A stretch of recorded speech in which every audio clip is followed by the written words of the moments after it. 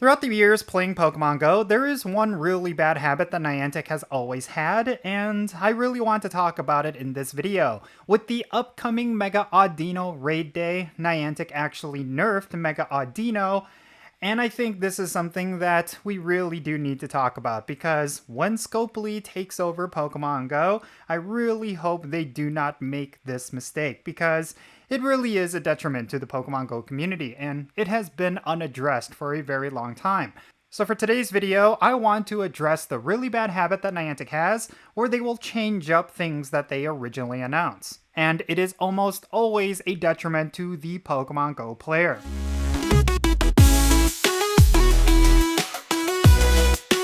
Alright, how's it going everyone? Count Jinsula here with a brand new Pokemon Go video. I hope your day is going really well, and let's get right into it.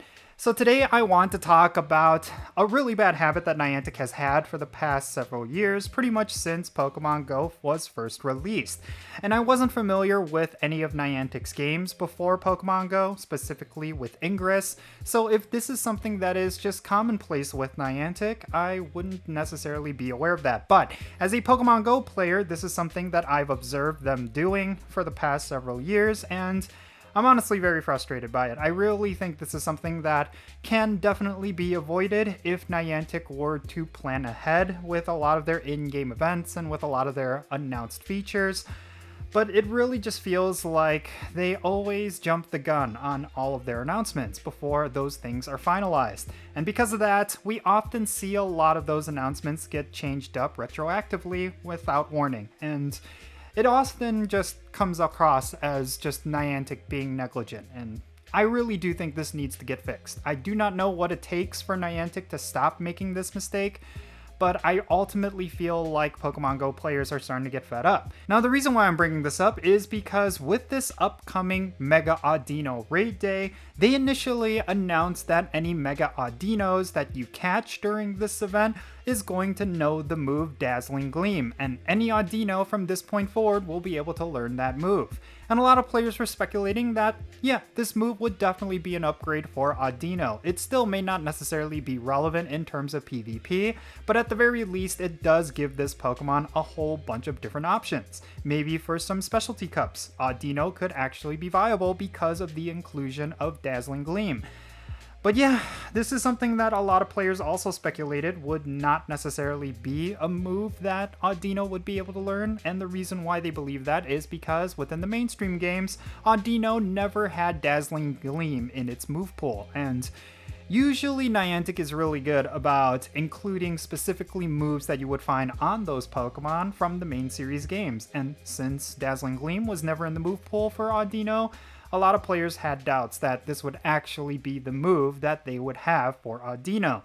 And it turns out those players were right, because recently Niantic stated that Audino would not in fact be able to learn Dazzling Gleam, and instead they were going to replace it with Body Slam. And unfortunately, Body Slam is not going to do Audino any favors. It pretty much loses out in the entire PvP meta, with the exception of just one Pokemon, and that is Guzzlord.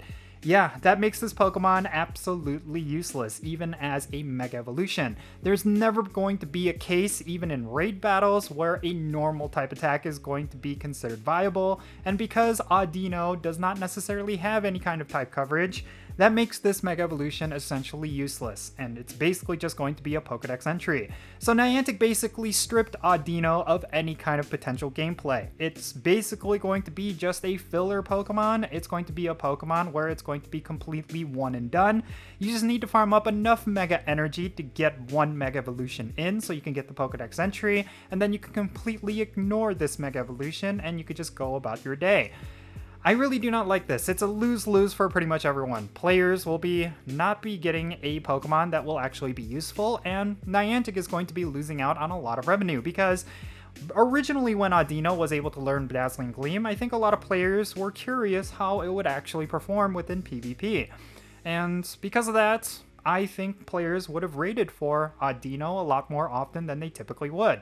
And because Niantic changed this up, I think a lot of those players are just not necessarily going to care as much. They're not going to spend money on raid passes, they're not going to farm up Audino aside from the Stardust bonuses and all that good stuff, but Yeah, I feel like this is just a lose-lose situation all around, and it's definitely a misstep on Niantic's part.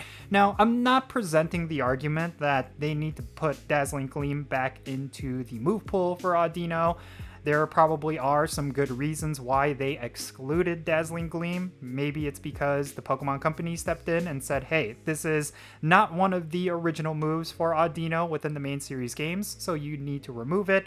I really do not know what the case may be, but at the very least, I'm really unhappy at this habit that Niantic has developed where they're going to announce something, or like an in-game event or some kind of feature, and then later on down the road, they're going to retroactively fix a lot of those announcements and change it up. And this is something that we did see recently with the Tour Pass.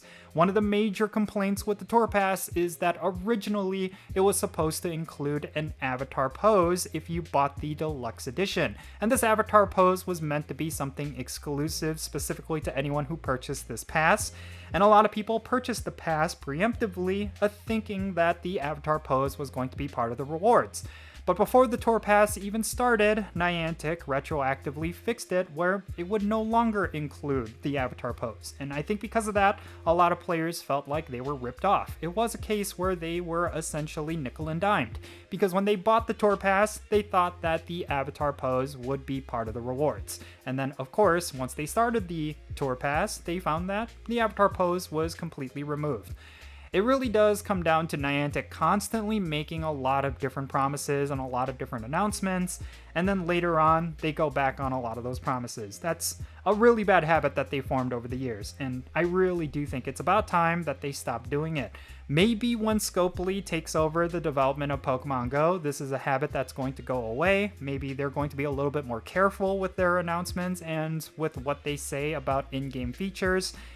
And hopefully that means we're no longer going to see them go back on their word on what's actually going to be coming.